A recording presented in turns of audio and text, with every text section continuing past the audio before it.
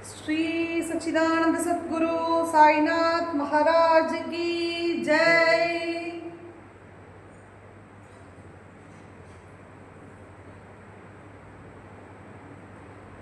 श्री साई सत्सरित पारायणम अध्यायम 12 गुरु गोलक दर्शनम श्री राम दर्शनम। जय जय सद्गुरु साईनाथा உம்முடைய திருவடிகளில் நான் நமஸ்காரம் செய்கிறேன். நிர்விகாரமானவரும் அகண்ட சுரூபமானவரும் தேவரே, சரணடைந்தவனின் மீது கிருபை வையுங்கள். சச்சிதானந்தமும் ஆணவத்தின் இருப்பிடமுமாகிய நீரே பிறவிப்பிணியின் இன்னங்களால் அவதியுறும் மக்களுக்கு சுகத்தின் ஆதாரம்.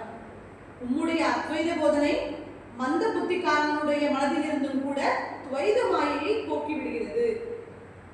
உம்மை எங்கும் நிறைந்தவர் என்றும் ஆகாயத்தை போல விஸ்தாரமானவர் என்றும் விவரித்தது மட்டுமல்லாமல் அனுபவத்திலும் கண்டவர்கள் தெய்வ அனுகிரகம் பெற்றவர்கள். சாதுக்களை சம்ரட்சணம் செய்வதற்கும் துஷ்டர்களை வேரோடு நாசனம் செய்வதற்கும் இறைவன் பூமியில் அவதாரம் செய்கிறான். ஞானிகளுடைய அவதாரம் அதனினும் மேன்மையானது. ஞானிகளுக்கு சாதுக்களும் துர்துஷ்டங்களும் சமானமே. ஞானிகளுக்கு சாதுக்களும் துஷ்டர்களும் சமானமே. ஒருவனை உயர்ந்தவன் என்றும் மற்றொருவனை ஈனமானவன் என்றும் வித்தியாசப்படுத்த அவர்களுடைய இதயம் அறியாது. ஞானிகளுக்கு இருவருமே சரிசமானமே. ஒரு நோக்கில் பார்க்கும்போது இறைவனை விட ஞானிகள் உயர்ந்தவர்கள். தீனர்களின் மேலுள்ள பிரேமையால் முதலில் அவர்கள் தர்ம மார்க்கத்திலிருந்து வழி தவறியவர்களை மீண்டும் தர்மநெறிக்கு கொண்டு வருகிறார்கள். சம்சார சாகரத்திற்கு ஞானியர் ஓர் அகத்திய முனி, அஞ்ஞான இருளுக்கு ஞாயிறு. பரமாத்மா இவர்களிடமிருந்து வேறுபட்ட வஸ்து இல்லை, இவர்களிடமே வசிக்கிறார். என் சாயி இவர்களில் ஒருவர். பக்தர்களின் சேமத்திற்காகவே இப்புவியில் அவதரித்திருக்கிறார். அவர் ஞானதேவரின் அவதாரம். கைவல்ய தேஜஸில் நிலை பெற்றவர். இறைவனோடு ஒன்றுபட்ட நிலையில் நிலை பெற்றவர்.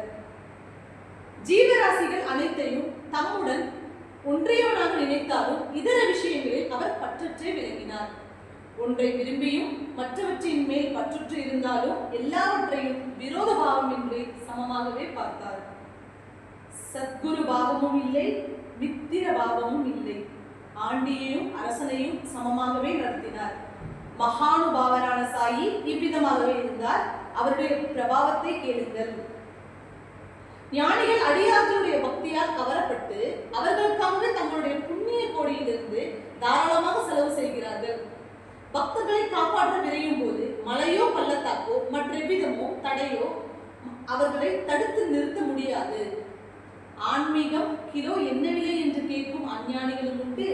மனைவி, மக்கள், செல்வம் என்னும் பிடிப்புகளில் அவர்கள் மாட்டிக்கொள்ள இருக்கிறார்கள். இப்பரிதாபமான அஞ்ஞானிகளை விட்டு விடுவோம். அஞ்ஞானிகளாயினும் கபடமற்றவர்களாக இருந்தால் இறைவன் கிருபை காட்டுகிறான். ஆனால் இறைவனுக்கு வெறுப்பு முகம் காட்டி பிரிந்து எங்கோ போகிறவர்கள் அவர்களுடைய அகந்தையிலேயே இருந்து போகிறார்கள். ஒரு ஞானி கருணையால் உந்தப்பட்டு விசுவாசம் துளிர்விடட்டும் என்ற நோக்கத்தில் அஞ்ஞானிகளையும் அரவணைப்பார். ஆனால் ஞான கவியோ எதற்கும் பிரயோஜனமின்றி போகிறான். ஒரு ஞானி கருணையினால் உந்தப்பட்டு விசுவாசம் துளிர்விடட்டும் என்ற நோக்கத்தில் அஞ்ஞானிகளையும் அரவணைப்பார். ஆனால் ஞானக்கவியோ எதற்கும் பிரயோஜனமின்றி போகிறான். பண்டிதர் என்று இருமாப்பு கொண்ட மூடமதியாளர் பக்திவாதத்தை இழிவுபடுத்தலாம். அவர்களுடைய சங்கதியே நமக்கு வேண்டாம். நமக்கு வர்ண விபாகங்களை குலப்பிரிவுகளை பற்றிய போராட்டம் வேண்டாம். அதை பற்றிய தேவையில்லாத அளவுக்கு மீறிய பெருமையும் வேண்டாம். வர்ணாசிரமத்தை உடுப்பு போல் பிடித்து கொள்ள வேண்டாம். வேதங்களை எதிர்க்கும் மெத்த படித்த பண்டிதனமும் வேண்டாம். வேதங்களையும் வேதாந்தங்களையும் கரைத்து குடித்த பண்டிதர்கள் தாம் ஞான கர்ப்பத்தால் மனோதன் மத்தர்களாக ஆகி பக்தி மார்க்கத்திற்கு தடையாக செயல்படுகின்றனர். அவர்களுக்கு கதி மோட்சம் ஏதும் இல்லை. அஞ்ஞானி தன்னுடைய விசுவாசமாகிய பலத்தால் பிறவி பயத்தை வெல்கிறான். ஆனால் அதிகம் படித்த பண்டிதர்களின் குழப்பங்களையும் புதிர்களையும் எவராலும் எக்காலத்துக்கும் தீர்த்து வைக்க முடியாது. ஞானிகளின் திருவடிகளை சரணடைவதால் அஞ்ஞானிகளுடைய அஞ்ஞானம் நல்லெண்ணங்களுக்கும் நல் உணர்வுகளுக்கும் இடமளித்துவிட்டு அகன்றுவிடும். ஞான மார்க்க அபிமானங்களின் விகற்பம் என்றுமே அழியாது. இப்பொழுது தெய்வ பலத்தால் நிகழ்ந்த ஒரு விசித்திரமான நிகழ்ச்சியை சொல்கிறேன், கேளுங்கள். ஒரு சடங்கு செல்வதற்கு சாயியுடன் பேட்டி ஒரு சடங்கு செல்வதற்கு சாயியுடன் பேட்டி என்னும் எளிதில் கிடைக்காத வாக்கியம் கிடைக்க வேண்டும் என்று நெற்றியில் எழுதப்பட்டிருக்கிறது. அவர் விஜயம் செய்த நோக்கம் வேறு, விதி நிர்ணயித்த விளைவு வேறு. இதன் விளைவாக ஷிரடி விஜயத்தால் அவருக்கு தம் குருவினுடைய தரிசனமே கிடைத்தது. செவிமடுப்பவர்களே, குருவின் மகாத்மியத்தை பிரகாசப்படுத்தும் சுவாரஸ்யமான இந்த கதையை அவசியம் கேளுங்கள். குரு பக்தர்களுக்கு தம்முடைய பிரேமையை சாய் அளிப்பதை நிதர்சனமாக தெரிந்து கொள்ளலாம். ஒரு சமயம் நாசிக் என்னும் புண்ணிய கஷேத்திரத்திலிருந்து சடங்கு செல்வரும் ஆசார சீலரும் அக்னிஹோத்திரியுமான முலே சாஸ்திரி என்பவர் பூர்வ புண்ணிய பலத்தால் ஷிரடிக்கு வந்தார். பூர்வ புண்ணியம் இல்லாத எவரும் ஷிரடியில் தங்க முடியாது. தங்குவதற்கு எவ்வளவு நிச்சயம் செய்து கொண்டு வந்தாலும் சரி, எல்லா சாமர்த்தியங்களும் பாபாவின் முன் செல்லுபடியாகாது போயின. ஒருவர் தாராளமாக நினைக்கலாம், நான் ஷிரடிக்கு போய் என் விருப்பம் போல் தங்க போகிறேன் என்று. ஆனால் அது அவருடைய கைகளில் இல்லை. ஏனெனில் அவர் முழுக்கவும் பாபா சக்திக்கே உட்பட்டிருக்கிறார். நிச்சயமாக நான் வெற்றி பெறுவேன் என்ற திடமான தீர்மானத்துடன் வந்தவர்கள் அனைவரும் முயற்சியை கைவிட்டுவிட்டு தோற்று போனார்கள். சாயி சுதந்திரமான தேவர். மற்றவர்களுடைய அகந்தை அவர் முன் செல்லுபடி ஆகாது. நமக்கு விதிக்கப்பட்டிருக்கும் நாள் வரும் வரை பாபா நம்மை பற்றி நினைக்க மாட்டார். அவருடைய மகிமையும் நம் காதுகளில் விழாது. அப்படி இருக்க தரிசனம் செய்ய வேண்டும் என்ற அருள் வெளிப்பாட்டை பற்றி என்ன பேச முடியும்? சமர்த்த சாயியை தரிசனம் செய்ய போக வேண்டும் என்ற எத்தனையோ மக்கள் பிரத்யேகமான ஆவல் வைத்திருந்தனர். சாயி தேக வியோகம் அடையும் வரை அந்த நல்வாய்ப்பு அவர்களுக்கு கிடைக்கவில்லை. மற்றும் சிலர் ஷிரடிக்கு போவதை காலம் காலமாக தள்ளி போட்டுக் கொண்டே போயினர். போகலாம் என்று நூலை நீட்டிக் கொண்டே போகும் மூலமே அவர்களை போக முடியாமல் செய்துவிட்டது. சாயியும் மகா சமாதி அடைந்து விட்டார். நாளைக்கு போகலாம் என்று தள்ளி போட்டுக் கொண்டே போனவர்கள் சாயியை பேட்டி காணும் நல்வாழ்வை இழந்தனர். இவ்விதமாக பச்சாத்தாபமே மிஞ்சியது. கடைசியில் தரிசனம் செய்யும் பாக்கியத்தை கோட்டை விட்டு விட்டனர். இம்மக்களுடைய நிறைவேறாத ஆவல் மரியாதையுடனும் விசுவாசத்துடனும் இக்கதையை கேட்டால் பால் குடிக்க விரும்பியவர்கள் மோராவது குடித்த அளவுக்கு நிறைவேறும். ஷிரடிக்கு போய் பாபாவை தரிசனம் செய்து அவருடைய அருட்கரத்தால் தீட்டப்பட்ட பாக்கியம் செய்தவர்கள் கூட அவர்கள் விரும்பிய நாள் வரை ஷிரடியில் தங்க முடிந்ததா என்ன? அதற்கு பாபா அல்லரோ அனுமதி கொடுக்க வேண்டும். ஷிரடிக்கு போய் பாபாவை தரிசனம் செய்து அவருடைய அருட்கரத்தால் தீண்டப்பட்ட பாக்கியம் செய்தவர்கள் கூட அவர்கள் விரும்பிய நாள் வரைதான் ஷிரடியில் தங்க முடிந்ததா என்ன? அதற்கு பாபா அல்லரோ அனுமதி கொடுக்க வேண்டும். சுய முயற்சிகளால் மட்டும் எவரும் ஷிரடிக்கு போக முடியாது. எவ்வளவு ஆழமான ஆவல் இருந்தாலும் விருப்பப்பட்ட நாள் வரை அங்கே தங்க முடியவில்லை. பாபா விரும்பியவரை அங்கே தங்கிவிட்டு போய் வா என்று அவர் ஆணையிட்டவுடன் வீடு திரும்ப நேர்ந்தது. காகா மகாஜன் ஒருமுறை ஷிரடியில் ஒரு வாரம் தங்க வேண்டும் என்ற விருப்பத்துடன் பம்பாயிலிருந்து ஷிரடிக்கு வந்தார். ஸ்ரீ கிருஷ்ண ஜெயந்தி ஏற்பாடுகள் முன்கூட்டியே ஆரம்பிக்கப்படும். சாவடி மிக அழகாக அலங்கரிக்கப்படும். பாபாவினுடைய இருக்கைக்கு எதிரில் ஒரு தொட்டில் கட்டப்படும். பக்த ஜனங்கள் ஆனந்த கூத்தாடுவர். மகிழ்ச்சி தரும் கோகுலாஷ்டமி பண்டிகையின் கோலாங்கலங்கில் நேரில் கலந்து கொள்ளும் ஆவலுடன் காகா சில நாட்களுக்கு முன்னமே வந்துவிட்டார். ஆனால் முதல் தரிசனத்திற்கு போன போதே பாபா கேட்டார், ஆக எப்பொழுது நீர் வீடு திரும்ப போகிறீர்? இதை கேட்ட காகா மகாஜனை திடுக்கிட்டார்.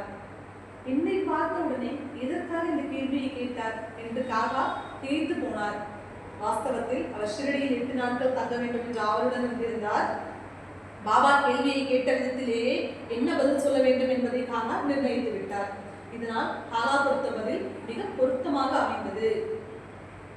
எப்பொழுது பாபா ஆக்னையிட்டாலும் அப்பொழுது வீடு திரும்பி விடுகிறேன் என்று காகா பதில் உரைத்தார்.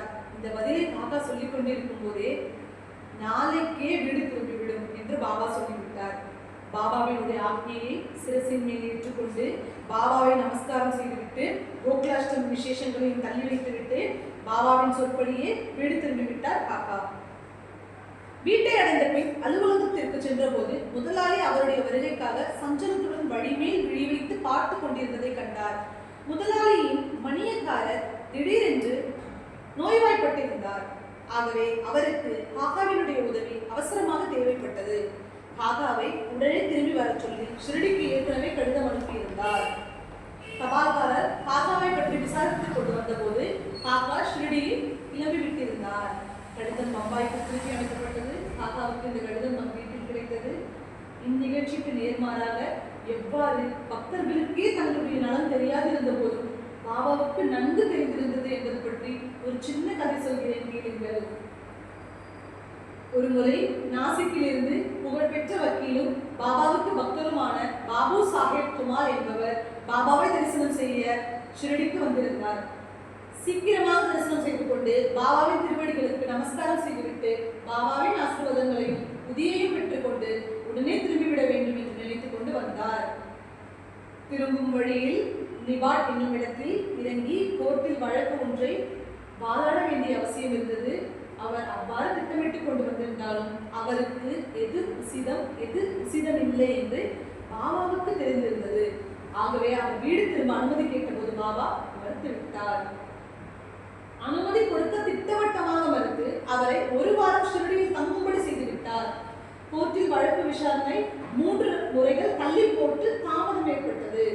துமார் ஒரு வாரத்திற்கு மேலாகவே ஷிரடியில் தங்க வைக்கப்பட்டார். வழக்கு விசாரணைக்கு எடுத்துக் கொள்ளப்பட்ட நாட்களில் நீதிபதிக்கு உடல்நலம் பாதிக்கப்பட்டிருந்தது. நீதிபதிக்கு அம்மாதிரியான பொறுக்க முடியாத வயிற்று வலி அதுவரை வந்ததே இல்லை. அதன் காரணமாக வேறு வழியில் நபர் வழக்கு தள்ளி போட்டுவிட்டது. வக்கீல் துமாரை பொறுத்தவரை அவருடைய நேரம் மிகச் சிறந்த முறையில் உபயோகப்படுத்தப்பட்டது. துமாருக்கு சாயியின் சகவாசம் என்னும் பெரும் பாக்கியம் கிடைத்தது. துமாரின் கட்சிக்காரரோ கவலையிலிருந்து விடுதலை கிடைத்தது. சாயியின் மீது வைத்த விசுவாசத்தினால் எல்லாமே பிரயாசையின்றி நடந்தது. பிறகு பொருத்தமான காலத்தில் துமால் வீடு திரும்ப அனுமதிக்கப்பட்டார். அவருடைய வேலையும் திருப்திகரமாக முடிக்கப்பட்டது. இதுவே சாயியின் நிலை ஆராய்ச்சிக்கு அப்பாற்பட்டது. இந்த வழக்கு நீதிமன்றத்தில் 4 மாதங்கள் நடந்தது. 4 நீதிபதிகள் ஒருவர் பின் ஒருவராக வழக்கை விசாரிக்கும்படி ஆயிற்று. முடிவில் வக்கீல் துமா தம் கட்சிக்காரர் குற்றமற்றவர் என்று நிரூபித்தது வெற்றி பெற்றார். சாயி ஒருமுறை பரம பக்தரான நானா சாஹேப் நிமோன்கரின் மனைவியின் கட்சிக்காரர் வாதாடிய நிகழ்ச்சியை சொல்கிறேன், கேளுங்கள். நிமோன் என்னும் கிராமத்தின் பதன்தாரரான நிமோன்கருக்கு பிரிட்டிஷ் அரசாங்கம் கௌரவ மாஜிஸ்ட்ரேட் பதவியையும் அதிகாரத்தையும் கொடுத்திருந்தது. ஆகவே அவர் மிக செல்வாக்கு உள்ளவராக இருந்தார். மாதவராவ் தேஷ்பாண்டேவின் ஒன்றுவிட்ட அண்ணன்களிலேயே மூத்தவரான அவர் மிக வயோதிகர். எல்லாராலும் சிரேஷ்டமாக மதிக்கப்பட்டவர். நிமோன்கரின் மனைவியும் ஒரு பக்தை. சாயியே அவர்களுக்கு இஷ்ட தெய்வம். தங்களுடைய வதனியை, அதாவது தங்களுடைய ஜமீன் கிராமத்தை விட்டுவிட்டு ஷிரடியில் வாழ வேண்டும் என்று வந்துவிட்டனர். சாயியின் பாதங்களில் சரணடைந்து சுகமாக தங்களுடைய வாழ்நாளை கழித்துக் கொண்டிருந்தனர். விடிய காலையிலேயே எழுந்து ஸ்நான பூஜை இவற்றை செய்து முடித்துவிட்டு பொழுது விடியும் நேரத்தில் ஆரத்தி எடுப்பதற்கு சாவடிக்கு நாள் தவறாக வந்தனர். அதன் பிறகு சூரிய அஸ்தமனம் காலம் வரை பாபாவுடனேயே இருந்து கொண்டு மனதுக்குள்ளேயே தம்முடைய தோத்திரங்களை ஜபித்துக் கொண்டே நிமோன்கர் பாபாவுக்கு சேவை செய்வார். தினமும் பாபாவை முடிக்கு போகும் சுற்றில் தாமும் கூட சென்று பாபாவை மசூதிக்கு திரும்ப கொண்டு வந்து சேர்ப்பார். அவரால் செய்ய முடிந்த சேவைகள் அனைத்தையும் பிரேமை ததும்பிய மனதுடன் செய்தார். நிமோன்கரின் மனைவியும் மிகுந்த பிரேமையுடன் பகல் நேரத்தில் அவரால் செய்ய முடிந்த உபகாரங்களை உபயோகமான முறையில் செய்து பாபாவுக்கு சேவை செய்தார். ஸ்நானம் செய்வதற்கு, சமையல் செய்து கொள்வதற்கும், இரவில் தூங்குவதற்குமே அவர் தம்முடைய இருப்பிடத்திற்கு சென்றார். மீதி நேரத்தை எல்லாம் காலையிலும் மதியத்திலும் மாலையிலும் இந்த தம்பதி பாபாவின் அண்மையிலேயே பிரேமையுடன் கழித்தனர். இவர்கள் இருவர் செய்த சேவையெல்லாம் விரிவாக சொல்ல வேண்டுமெனில் இக்காவியம் வெகு விஸ்தாரமானதாக ஆகிவிடும். ஆகவே இந்த அத்தியாயத்திற்கு சம்பந்தப்பட்ட நிகழ்ச்சியை மட்டும் விவரிக்கிறேன். தன் மகள் சிறிது உடல்நலமற்று இருந்ததால் நிமோன்கரின் மனைவி பேலாப்பூருக்கு செல்ல விரும்பினார். கணவரோடு ஆலோசனை செய்த பிறகு அங்கே போவதற்கு தயார் செய்து கொண்டார். பிறகு எப்பொழுதும் செய்வது போல் பாபாவிடமும் அனுமதி கேட்டார். பாபா சம்பந்தம் அளித்ததை தம் கணவருக்கும் தெரிவித்தார். இவ்வாறாக அம்மையார் வேளாப்பூருக்கு செல்வது என்பது நிச்சயம் செய்யப்பட்டது. ஆனால் நிமோன்கர் அவரை மறுநாளை திரும்பி வந்துவிட வேண்டும் என்று சொன்னார்.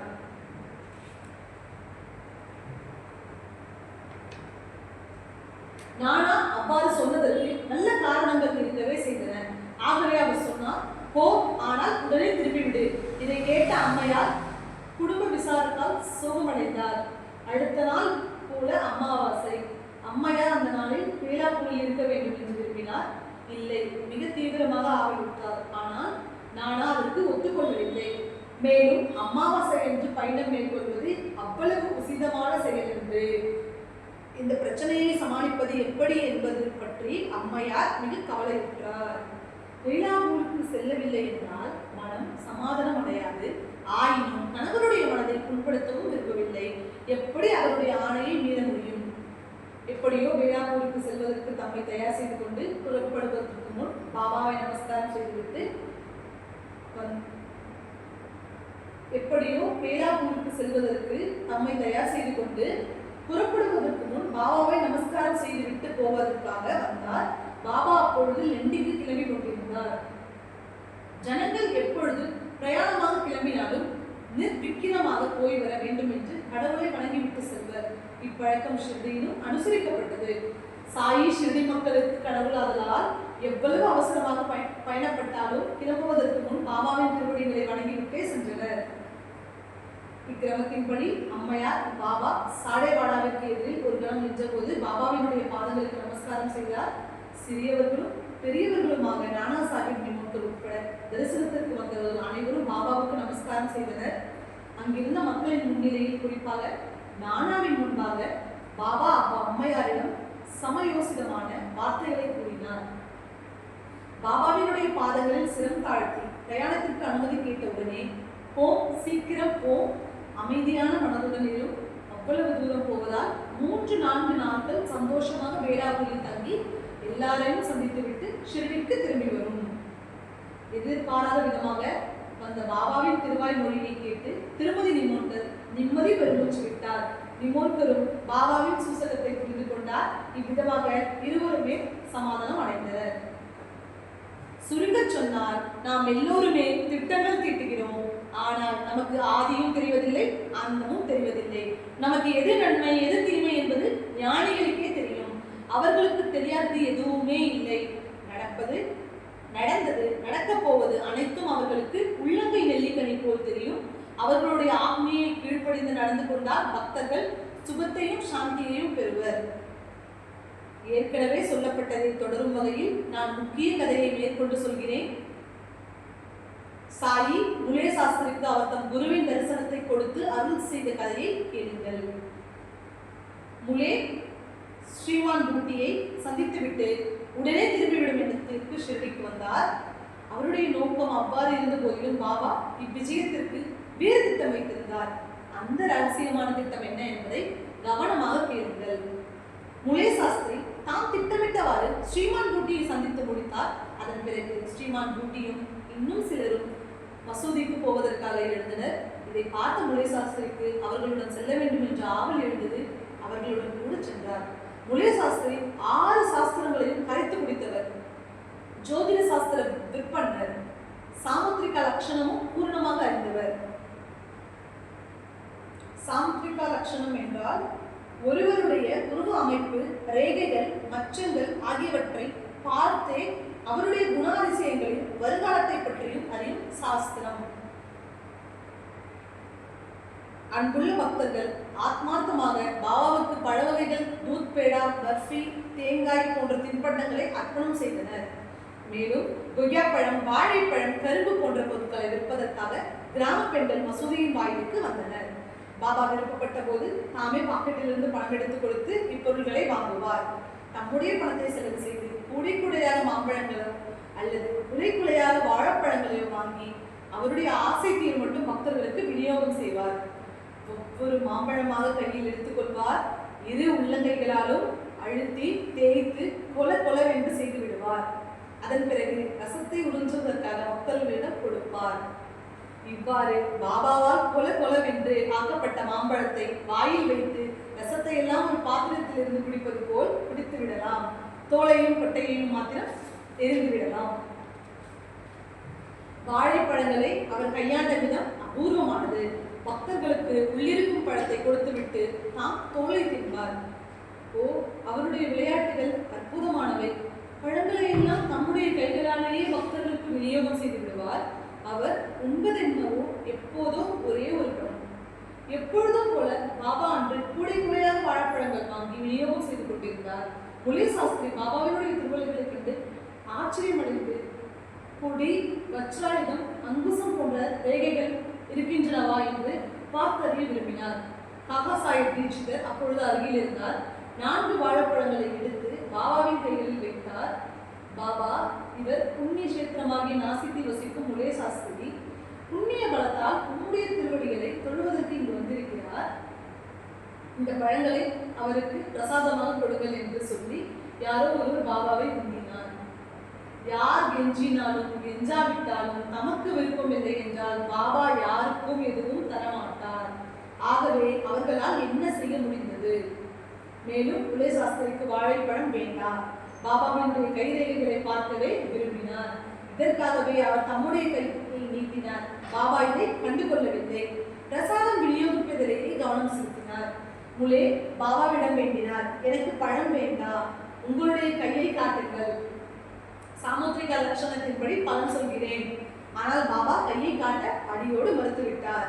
ஆயினும் முலே சாஸ்திரி தம்முடைய கரத்தை நீட்டிக்கொண்டே சாமுத்திரிகா பலன்கள் சொல்வதற்காக பாபாவின் கரத்தை நாடி முன்னேறினார். அம்மாதிரி அவர் முன்னேறியதை நாம் பார்க்கவே இல்லாதது போல் பாபா அதை கண்டுகொள்ளவில்லை. முலே சாஸ்திரி நீட்டிய கரங்களில் 4 வாழைப்பழங்களை வைத்துவிட்டு அவரை அமர்வுபடி சொன்னாரே தவிர கையை காட்ட மறுத்துவிட்டார். இறைவனின் சேவையில் வாழ்நாள் முழுவதும் உடம்பை தேய்த்தவருக்கு சாமுத்திரிகா லட்சண சாஸ்திரம் என்ன பலன் தரும்? பக்தர்களுக்கு தாயும் தந்தையுமான சாயி சகல விருப்பங்களும் நிறைவேறியோ? பாபாவினுடைய விருப்பமற்ற நிலையையும் சாமுத்திரிகா லட்சண சாஸ்திரத்தையும் உதாசனம் செய்ததையும் பார்த்த முலே சாஸ்திரி இது வீண் முயற்சி என்று தீர்மானித்து மேலும் முயற்சி செய்வதை நிறுத்திக் கொண்டார். சிறிது நேரம் அங்கு மௌனமாக அமர்ந்து கொண்டு விட்டு மற்றவர்களுடன் வாடாவிற்கு திரும்பிவிட்டார். ஸ்நானம் செய்த பின் சேவலாவை உடுத்துக்கொண்டு தாம் தினமும் செய்யும் அக்னிஹோத்திரத்தை செய்ய ஆரம்பித்தார். சிறிது நேரம் அங்கு மௌனமாக அமர்ந்து கொண்டு விட்டு மற்றவர்களுடன் வாடாவிற்கு திரும்பிவிட்டார். ஸ்நானம் செய்த பின் மடி ஆடைகளை உடுத்துக்கொண்டு தாம் தினமும் செய்யும் அக்னிஹோத்திரத்தை செய்ய ஆரம்பித்தார். அக்னிஹோத்திரம் என்றால் சகாராம் ஹரிஜோக் இலாக்காவில் மேற்பார்வையாளராக வேலை பார்த்த இவர்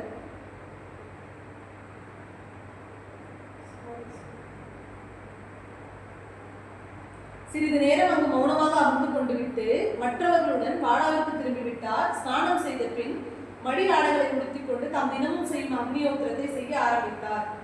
பாபா இன்று இவருடன் கொஞ்சம் காவி சாயம் எடுத்துக்கொண்டு செல்லலாம் என்று காவி உடை உடுத்திக் கொள்ளலாம் என்று சொல்லிக்கொண்டே எப்பொழுதும் போல இன்றைக்கு கிளம்பினார்.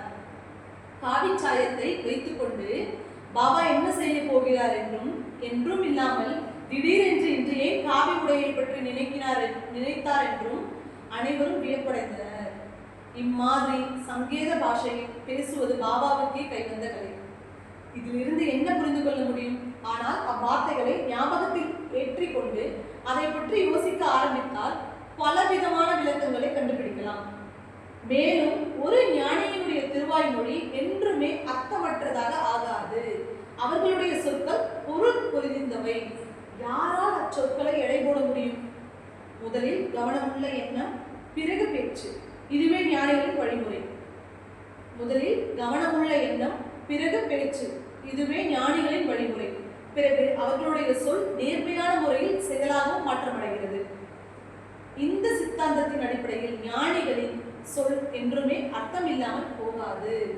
ஆழமான தியானம் அச்சொற்களின் முழு பரிமாணத்தையும் வெளிப்படுத்தும். பாபா லண்டியிலிருந்து திரும்பி வந்தார். முரசுகளும் கொம்புகளும் ஒலிக்க ஆரம்பித்தன. பாபு சாஹிப் ஜோ சட்டென்று முலே சாஸ்திரிக்கு யோசனை சொன்னார். ஆரத்தி நேரம் நெருங்கிவிட்டது. நீங்கள் மசூதிக்கு வருகிறீர்களா? மடி ஆசாரத்தை விடாப்பிடியால் கைப்பிடித்த முலே சாஸ்திரி தம்முடைய தர்ம சங்கடமான நிலையை உணர்ந்தார். ஆகவே அவர் பதிலுரைத்தார், நான் அப்புறமாக பிற்பகலில் தரிசனம் செய்து கொள்கிறேன். ஜோக் ஹாரதிக்கு ஏற்பாடு செய்ய ஆரம்பித்தார். பாபா திரும்பி வந்து விட்டிருந்தார். ஆசனத்தில் அமர்ந்து கொண்டு ஜனங்களோடு பேசிக் கொண்டிருந்தார். ஒவ்வொருவராக தங்கள் பூஜையை முடித்தனர். ஆரத்தி ஆரம்பிப்பதற்கு எல்லாம் தயாராக இருந்தனர். திடீரென்று பாபா சொன்னார், இன்று வந்த பிராமணரிடமிருந்து தட்சிணை வாங்கி கொண்டு வாருங்கள். உடனே ஸ்ரீமான் பூட்டியே தட்சிணை வாங்கி கொண்டு வருவதற்கு கிளம்பினார்.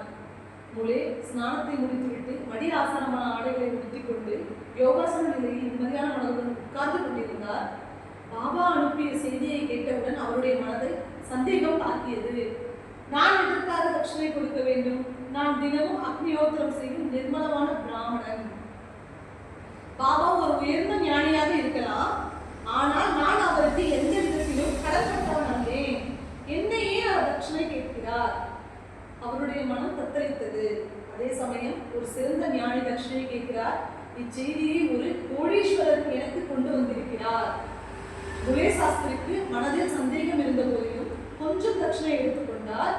இன்னும் ஒரு சந்தேகமும் இருந்தது. ஆரம்பித்து விட்ட சடங்குகளை முடிக்காமல் மசூதிக்கு எப்படி செல்வது என்பது. ஆனால் இல்லை என்று சொல்லவும் மனமில்லை. சந்தேகம் கொண்ட மனதிற்கு முடிவெடுக்கும் உறுதி இருக்காது. ஏதாவது ஒரு வழியில் செல்லாது. அவர் திரிசங்கு நிலையில் இருந்தார். ஆயினும் அவர் போவதற்கு முடிவு செய்து சபா மண்டபத்தினுள் நுழைந்து தூரத்திலேயே நின்று கொண்டார். நான் அடி ஆசாரமாக உடை உடுத்திக் கொண்டிருக்கிறேன். மசூதி ஓர் ஆசாரம் இல்லாத இடம். பாபாவின் அருகில் நான் எப்படி போக முடியும்? இவ்வாறு நினைத்துக் கொண்டு கூப்பிய கைகளுக்கும் இருந்த பூக்களை பாபாவின் மீது புஷ்பாஞ்சலி செய்தார். இது அனைத்தும் தூரத்தில் இருந்துதான் நடந்தது. அவருடைய கண்ணெதிரிலேயே ஒரு அற்புதம் நிகழ்ந்தது. அமர்ந்திருந்த ஆசனத்தில் பாபா தெரியவில்லை. மாறாக தம் பூஜ்ய குரு கோலக் மகாராஜரையே கண்டார். மற்றவர்கள் எப்பொழுதும் போல் சமர்த்த சாயையை பார்த்தனர். முலே சாஸ்திரியின் கண்களுக்கோ எப்பொழுதோ சமாதி அடைந்து விட்ட குரு கோலக்நாதரை தெரிந்தார். முலே சாஸ்திரி மிகவும் ஆச்சரியம் அடைந்தார். அவருக்கு குரு வாஸ்தவத்தில் எப்பொழுதோ சமாதியாகிவிட்டிருந்தாலும் தம் எதிரில் அவரை பூதவுடலுடன் பார்த்த முலே மிகவும் வியப்படைந்தார். புதிய சந்தேகங்கள் பல மனதில் எழுந்தன. இதெல்லாம் கனவு என்று நினைக்க அவர் நிச்சயமாக தூங்கிக் கொண்டிருக்கவில்லை, விழித்து கொண்டுதான் இருக்கிறார் என்றால் குரு எப்படி இந்த உடலுடன் உட்கார்ந்து கொண்டிருக்க முடியும்? அவருடைய மனம் எப்படி இவ்வளவு குழம்பியது, பிரமை அடைந்தது? சிறிது நேரம் அவர் பேச்சற்று நின்றார். இதெல்லாம் ஒரு பிரம்மை இல்லை என்று உறுதி செய்து கொள்வதற்காகவே தம்மையே கிள்ளி பார்த்து கொண்டார். எதற்காக எனக்கு சந்தேகங்களும் குழப்பங்களும் வர வேண்டும்? நான் இங்கிருக்கிறேன், தனியாக இல்லை, பல மனிதர்களின் நடுவில் தான் இருக்கிறேன். முலே சாஸ்திரி பிரதமமாக குரு கோலப்பின் பக்தர். அவருக்கு முதலில் பாபாவை பற்றி சந்தேகங்கள் இருந்தாலும் பிறகு அவர் நிர்மலமான மனதுடன் பாபாவின் பக்தராகிவிட்டார். உயர்குல பிராமணனான அவர் வேதங்களிலும் வேதாந்தங்களிலும் சிறந்த பயிற்சி பெற்றிருந்தார். ஆயினும் மசூதியில் ஒரு குரு கோலம் தரிசனம் கண்டது அவரை வியப்படையும்படி செய்தது.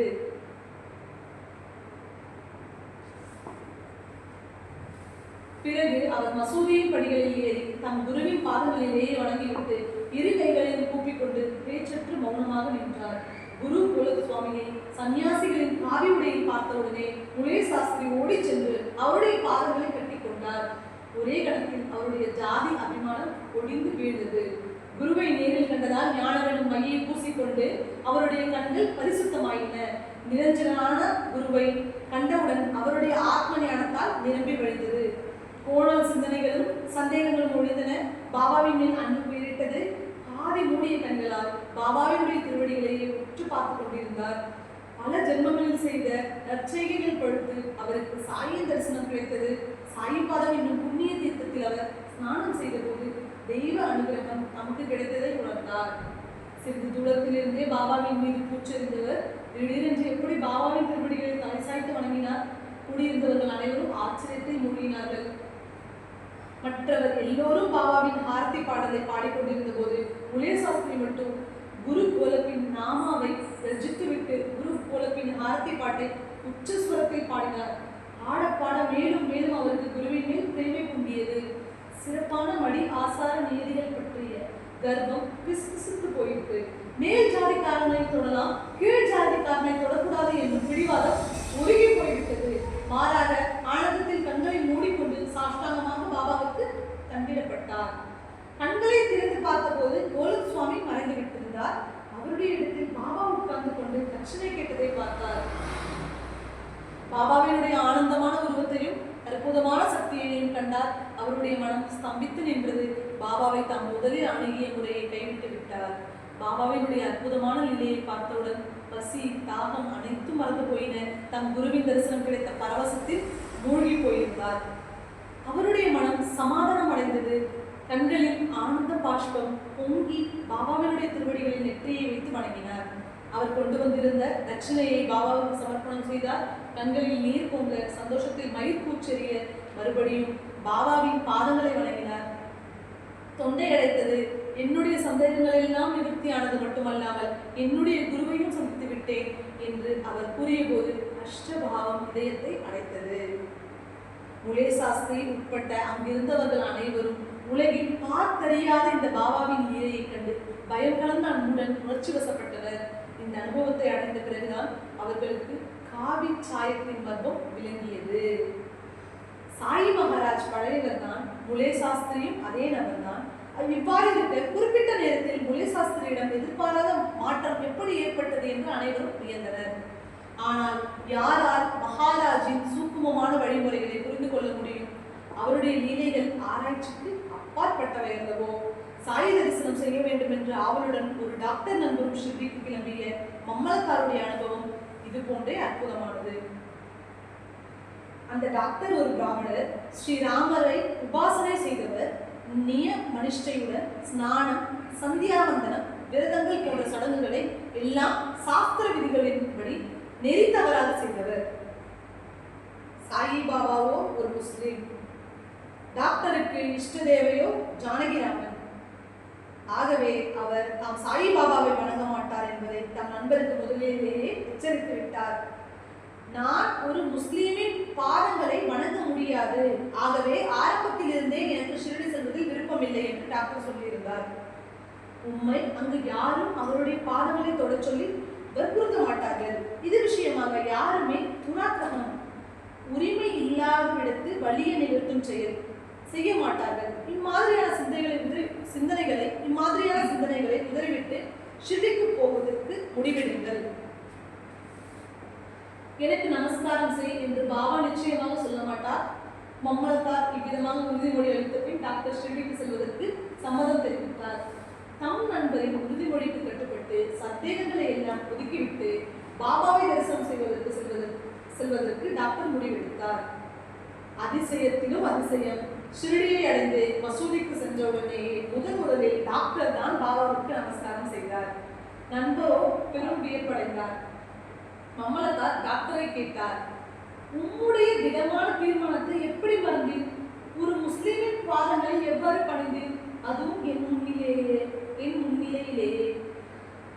அப்பொழுது டாக்டர் தம்முடைய அற்புதமான அனுபவத்தை விவரித்தார். நான் கண்டது நீலமேக சியாமல ரூபமான ஸ்ரீராமனின் உருவத்தையே. அக்கணமே நான் நிர்மலமானவரும் சுந்தரமானவரும் கோமல ரூபமும் அடையவருமான ஸ்ரீராமனை வணங்கினேன். பாருங்கள், ஸ்ரீராமன் இந்த ஆசனத்தில் உட்கார்ந்து கொண்டிருக்கிறார். அவர் தான் எல்லோரிடமும் பேசிக் கொண்டிருக்கிறார். டாக்டர் இந்த வார்த்தைகளை சொல்லிக் கொண்டிருக்கும் போதே ஒரு கணத்தில் ஸ்ரீராமனுக்கு பதிலாக சாயின் உருவத்தை பார்க்க ஆரம்பித்தார். இதை பார்த்த டாக்டர் வியப்பில் ஆழ்ந்து போனார். இதை எப்படி நான் கனவென்று சொல்ல முடியும்? இவர் எப்படி ஒரு முஸ்லீமாக இருக்க முடியும்? இல்லவே இல்லை. இவர் மகா யோகீஸ்வரரான அவதார புருஷர். சோகாமேலா என்ற மகாஞானி, ஜாதியில் மகார், ஆதி திராவிடர். ரோஹிதாஸ் என்ற ஞானி செருப்பு தைக்கும் தொழிலாளி. சஜன் கசாயி என்ற ஞானி பிழைப்புக்காக கசாப்பு கடை நடத்தியவர். ஆனால் யார் இந்த ஞானிகளின் ஜாதியை பற்றி சிந்திக்கின்றனர்? உலக சேமத்திற்காகவும் பக்தர்களை ஜனன மரண சூழலிலிருந்து விடுவிப்பதற்காகவுமே உருவமும் குணங்களுமற்ற தங்களுடைய நிலையை விடுத்து ஞானிகள் உலகிற்கு வருகிறார்கள். இந்த சாயி பிரதட்சியமான கற்பக விருட்சமாகவும் நாம் விரும்பியதை தரும் தேவலோக மரம். இந்த கணத்தில் அவர் சாயியாக இருக்கிறார், அடுத்த கணமே அவர் ஸ்ரீராமராக மாறிவிடுகிறார். என்னுடைய அகந்தையாகிய பிரமையை ஒழித்து என்னை கண்ட நமஸ்காரம் செய்துவிட்டார். அடுத்த நாளே அவர் பாபா நமக்கு அருள் புரியவில்லை எனில் மசூதிக்கு நுழைவதில்லை என்று விரதம் எடுத்துக் கொண்டார். ஷிரடியில் உண்ணாவிரதம் மேற்கொண்டார். 3 நாட்கள் கழிந்தன. 4வது நாள் பொழுது விடிந்தது. என்ன நடந்தது என்பதை கவனமாக கேளுங்கள். காந்தேஷ் என்னும் இடத்தில் குடியேறிவிட்ட அவருடைய நண்பர் ஒருவர் தற்செயலாக சாய் தரிசனத்துக்காக ஷிரடிக்கு வந்தார். 9 வருடங்களுக்கு பிறகு அவரை சந்தித்த டாக்டரின் மகிழ்ச்சிக்கு அளவே இல்லை. உடனே டாக்டரும் நண்பருடன் மசூதிக்கு சென்றார். போன உடனே டாக்டர் பாபாவுக்கு நமஸ்காரம் செய்தார். பாபா கேட்டார், ஆக டாக்டரே, உம்மை கூப்பிட யாராவது வந்தார்களா? முதலில் எனக்கு சொல்லும், ஏன் இங்கு வந்தீர்? ஆனந்த் போன்ற இந்த கேள்வியை கேட்டு டாக்டர் உணர்ச்சி வசப்பட்டார். அவருடைய சங்கல்பம் ஞாபகத்திற்கு வந்தது. குற்ற உணர்ச்சியால் சோகமடைந்தார். ஆனால் அன்றே நள்ளிரவு பாபாவினுடைய அருள் அவர் மீது பொழிந்தது. தூக்கத்திலேயே பரமானந்தமான நிலையின் மதுரத்தை அனுபவித்தார். பிறகு டாக்டர் தம்முடைய சொந்த கிராமத்திற்கு திரும்பி சென்றாராயினும் அடுத்த 15 நாட்களுக்கு பரிபூர்ணமான ஆன்ம அனுபவித்தார். சாயின் மீது அவருடைய பக்தி வளர்ந்தது. ஒன்றை விட இன்னொன்று அதிக அற்புதமானதான இம்மாதிரியான சாய் அனுபவங்கள் எத்தனையோ இருக்கின்றன. இவை அனைத்தும் இக்காவியத்துக்கு மேலும் பெருமை சேர்க்குமே. விரிவுக்கு என்னையே நான் கட்டுப்படுத்திக் கொள்கிறேன். செவி மடுப்பவர்கள் இவ்வத்தியாயத்தின் முக்கிய பகுதியான முலே சாஸ்திரியின் கதையை கேட்டு வியப்படைந்திருக்க வேண்டும். அதனுடைய சாரத்தை அக்கதை சொல்லும் படிப்பினையை அவர்கள் அறிந்து கொள்ள வேண்டும். ஒருவருடைய குரு எவராக இருந்தாலும் அவர் மீது திடமான விசுவாசம் வைக்க வேண்டும்.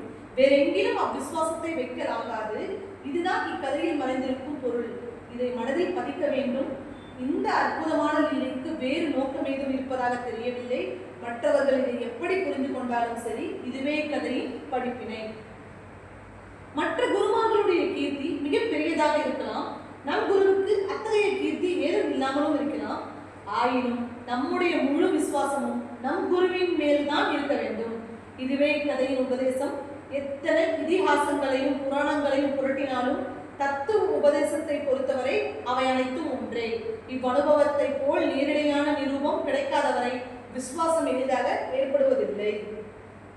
உறுதியான விசுவாசம் இல்லாமல் நான் தன்னை அறிந்தவன் என்று பீத்துபவர்கள் வாழ்நாள் முழுவதும் கஷ்டத்தையே அனுபவிக்கிறார்கள்.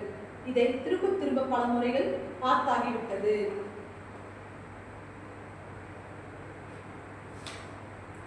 அவர்கள் இகத்திலும் இல்லை, வரத்திலும் இல்லை.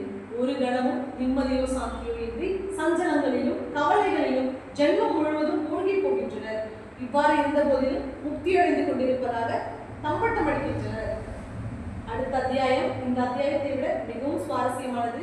சாய் தரிசனம் மேலும் செய்ய எல்லை இல்லாத ஆனந்த அனுபவத்தை அளிக்கும். பக்தர் பீமாஜி பாட்டீல் எவ்வாறு ஷெயரோகத்தில் இருந்து நிவாரணம் அளிக்கப்பட்டார் என்பதையும் அவருக்கு சாந்தோக்கரிடம் இருந்த நம்பிக்கையும் ஒரு காட்சியளித்து எவ்வாறு பாபா உறுதிப்படுத்தினார் என்பதையும் விவரிக்கிறேன்.